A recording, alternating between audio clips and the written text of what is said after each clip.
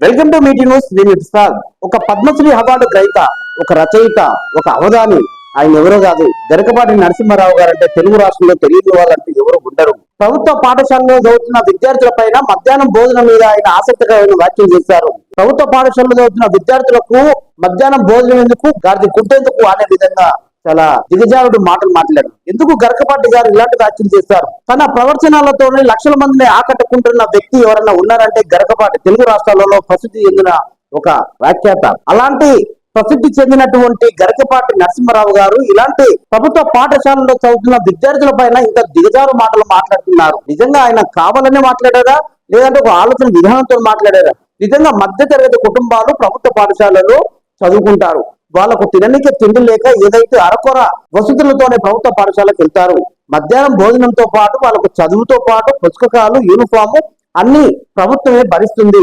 అయిన ప్రభుత్వ పథకాలను, ప్రభుత్వ పాఠశాలలో చదువుతున్న విద్యార్థులను, ప్రభుత్వ పాఠశాలలో చదువుతున్న విద్యార్థి తల్లిదండ్రులను అవమానించడానికి గరికపాటి నరసింహారావు గారి మీద చాలా మంది వ్యతిరేకంగా మాట్లాడుతున్నారు. నిజంగా నరసింహారావు గారికి ఇలాంటి మాటలు మాట్లాడాల్సిన అవసరం ఏమొచ్చింది? దాదాపుగా ఎన్నో అంశాల మీద సుదీర్ఘంగా ప్రజలకు చేరేసే వ్యక్తి ఎవరైనా ఉన్నారంటే ఆయన గరికపాటి నరసింహారావు గారు. ఎందుకంటే ప్రవచనాలతోనే ఆయన ఎంతో మందిని ఆకట్టుకుంటారు.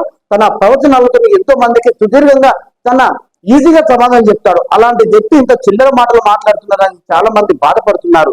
నిజంగా ప్రభుత్వ పాఠశాలలో చదువుతున్న విద్యార్థులకు ప్రభుత్వమే పుస్తకాలు ఇచ్చి, యూనిఫామ్ ఇచ్చి, తిండి పెట్టి, గడ్డి గుడ్డు పెట్టి, శోభనం పిల్లాడిని తయారు చేసి పంపిస్తే వాడు ఏం చదువుకుంటాడు? రోడ్డు పాలు అవుతాడు, రోడ్డు మీద తిరుగుతాడు అనే విధంగా మాట్లాడుతున్నాడు. ఒక రకంగా ప్రభుత్వాన్ని వ్యతిరేకిస్తున్నట్టే ప్రభుత్వాన్ని మీద వ్యతిరేక వ్యాఖ్యలు చేస్తున్నాడు. అట్లాగే మధ్యతరగతి కుటుంబాల్లో ప్రభుత్వ పాఠశాలలో చదువుతున్న విద్యార్థులని, అంటే మధ్యతరగతి కుటుంబాలను కూడా ఆయన అవమానకరంగా మాట్లాడాడు.